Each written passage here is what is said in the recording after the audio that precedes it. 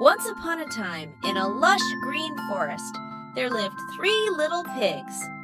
Each pig had their own distinct personality, but they all shared a love for building and playing. The first little pig, named Percy, loved to play and have fun. He was carefree and didn't worry much about the future. The second little pig, named Penny, was a bit more responsible. She enjoyed building things, but often rushed through her work, preferring to get back to playing sooner rather than later. The third little pig, named Peter, was the most diligent of them all. He believed in hard work and planning for the future. One sunny day, as they played in the forest, their mother called them together. "My dear children," she said, "it's time for you to build your own homes and live independently." Excited by the idea, the 3 little pigs set off to find materials for their homes. Percy, the first little pig, found some straw and quickly built a simple house. It didn't take him long, and he was soon back to playing in the forest. Penny, the second little pig, found some sticks and built a slightly sturdier house. She worked diligently, but couldn't help but feel eager to join her brother in play once her house was complete.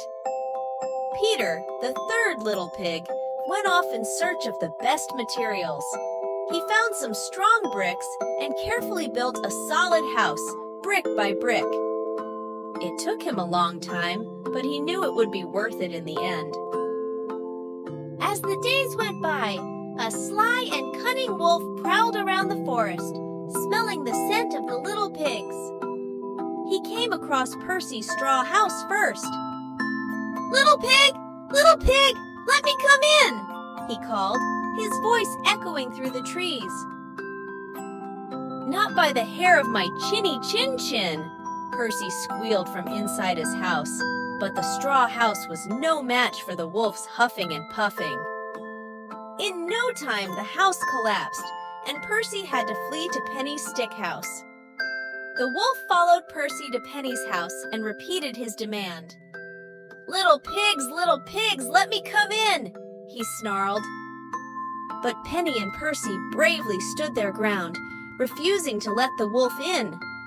However, the stick house was no match for the wolf's strength, and soon it too lay in ruins. Panicked, Percy and Penny rushed to Peter's house, where they found him calmly reading a book inside. "Peter, the wolf is after us! He blew down our houses!" they cried. Peter nodded calmly and gestured for them to come inside. "Don't worry," he said. "My house is strong enough to withstand the wolf's huffing and puffing." Sure enough, when the wolf arrived and demanded to be let in, Peter stood firm.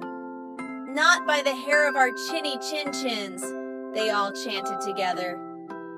Enraged, the wolf tried to blow down Peter's brick house, but no matter how hard he huffed and puffed, the house remained standing strong. Defeated, the wolf slunk away into the forest, never to bother the little pigs again.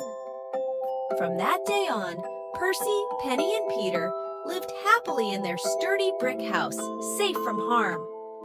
And they learned that hard work and planning were always rewarded in the end.